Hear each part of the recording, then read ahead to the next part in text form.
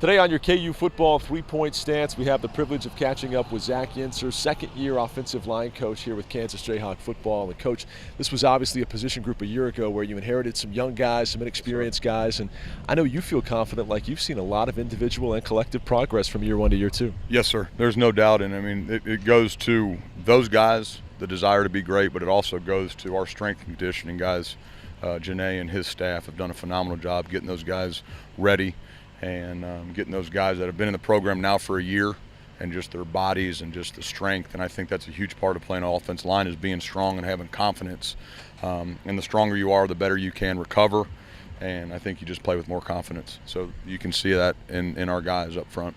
Follow-up to that, Coach had mentioned early in camp everybody was power cleaning 315 plus. Yeah. What are the numbers you shoot for in terms of strength and what they can lift? Man, the power clean and squat is huge for us. I don't really care about what they can bench. Usually if you're bench pressing in a football game, you're on your back pushing up, so that's usually not good. Sure. But just that I look for flexibility, and that power clean tells us a lot. And I mean, if you're power cleaning over, these young guys that have been in this, that are sophomores that are power cleaning over 300, 315, great reps that's huge. And to me, it's just, can you take what you do in the weight room to the field is really, I mean, you got guys that can clean, I've been around guys that can clean 340, but they won't take it to the field, so that's the whole thing is taking it to the field. Amongst your returners, who's led the way throughout the offseason? I mean, those guys that have been here, I mean, the DeAndre Banks, the Jordans, the Braggs, the Joe Gibsons, those guys have done phenomenal. I think Banks sticks out just because he's been really consistent at any position that I've had him at. And we talk about those guys all the time about being football players. You're not just an offensive tackle. You're not just a guard. You're a football player on this team.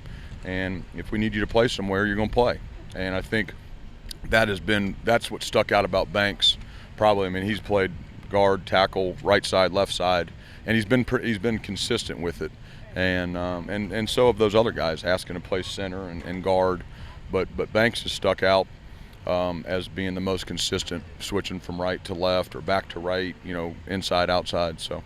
And then listening to Coach Beatty, it sounds like there's a rookie from Garland that stood out as well. Tell me about Akeem Adeniji and what he's done for you. Yeah, I mean, Akeem has done. He's been phenomenal up front, and we always talk about just these freshmen are going to hit a wall, and he's just powered through it. Even if he gets beat, even if he does, I mean, he's 275 pounds right now, and he plays with great technique. He does everything he asks him to do, and he cares, and it really sticks out on the field.